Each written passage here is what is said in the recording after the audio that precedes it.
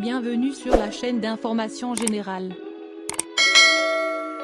Voici les dernières nouvelles aujourd'hui. Tu es en bonne santé donc tu as tout.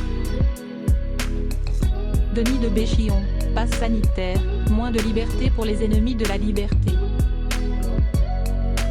Une des pires choses qui puisse arriver à la cause de la liberté, si est sa destruction au nom de la liberté. Or si est très exactement ce que certains adversaires du pass sanitaire sont en train de mettre en place. Revenons un instant aux fondamentaux, si c'est-à-dire à la Déclaration des droits de l'homme et du citoyen, dont l'article 4 dispose que la liberté consiste à pouvoir faire tout ce qui ne nuit pas à autrui. On peine à mieux dire les choses. Là où rien n'est interdit en amont, nous devons pouvoir faire absolument ce que nous voulons tant que cela ne cause pas de préjudice à nos contemporains. Closé volume-bas off. Sur les mérites de la vaccination, le consensus scientifique semble établi sur au moins un point, les personnes vaccinées transmettent très peu voire à peu près pas le virus. Point il existe donc, objective, une vertu altruiste dans l'acte de se faire vacciner. Symétriquement, la décision de s'y refuser présente donc une toxicité sociale certaine. L'antivax nuit à autrui bien avant de se nuire à lui-même.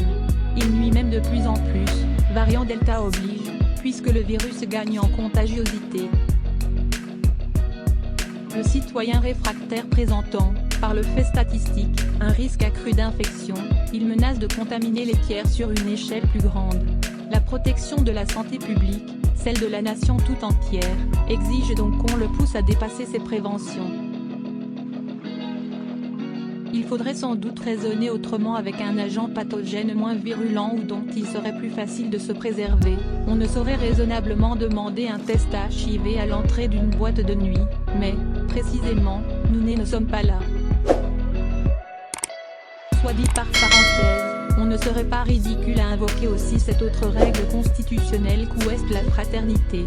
Cela ne manquerait pas de sel, au demeurant. Parce qu'on y prendrait pas mal de monde en flagrant délit de contradiction majeure, sur l'arc politique étendu que l'on voit défiler dans les rues ces temps-ci, de la droite catholique plus ou moins extrême à la France insoumise, si c'est-à-dire partout où on fait normalement profession de se soucier de son prochain le plus faible. Mais laissons. Faut-il obliger à se faire vacciner et pas seulement inciter avec force? On pourrait en débattre, en termes d'efficacité, de style, voire de modalités d'action souhaitables dans les politiques publiques. Mais on ne peut pas ignorer la cohérence dont procède la logique d'un pass sanitaire requis pour exercer certaines activités non essentielles en milieu dense.